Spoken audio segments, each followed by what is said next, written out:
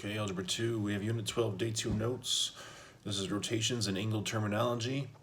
If you actually have the notes or you printed them off, it looks like this. It's very wordy. Some of you haven't read that much since we got off of school though, so we're going to kind of shorten that up a little bit, make it short and sweet. Alright, basically what you need to know, you probably already know actually, a few things. Say we're to give you like an XY axis. Alright, we're going to talk about degrees though. Alright, so if you do the notes actually, look at the key, you always start on the positive x-axis, so they call it the initial ray or something. So you always start on the positive x-axis. And then your terminal ray it's called, or your ending ray, could be anywhere, alright? If it's a positive angle, you're going to start to go counterclockwise. So it was like 100 degrees, let's say. So you can draw an array at about 100 degrees, close enough.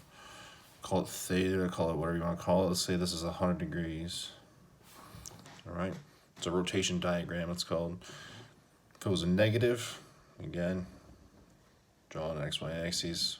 Negative, whatever, negative 100 degrees, let's say, be over here. Alright, because this angle is 100 degrees, but negative direction, clockwise. Alright, so let's put the arrows there. So your initial ray is always the positive x-axis. Your terminal ray is where it ends, essentially. All right. The notes are wordy, but they're very short and sweet. All right, just drawing rotation diagrams, kind of like those. Some other things, though, some good vocab. Something called coterminal angles. All right, if they're coterminal,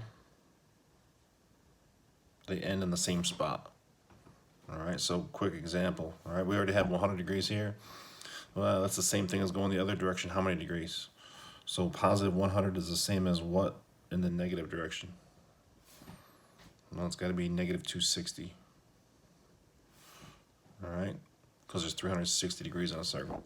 So 100 degrees and negative 260 are coterminal angles. Not too complicated. Let's get the hang of it.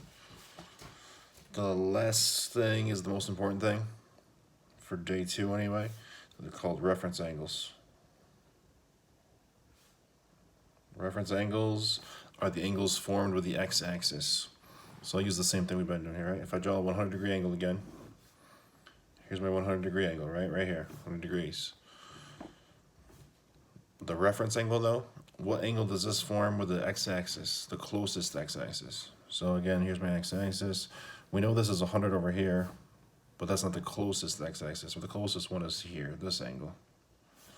Right? What does that measure? That has got to be 180 is a flat line, so this has to be 80 degrees. So the reference angle is 80 degrees for this example. All right, it could be in any quadrant. So reference angle always goes to the nearest x-axis. Again, there's lots of examples. Check out the answer key for the notes. Once you get the hang of it, very easy.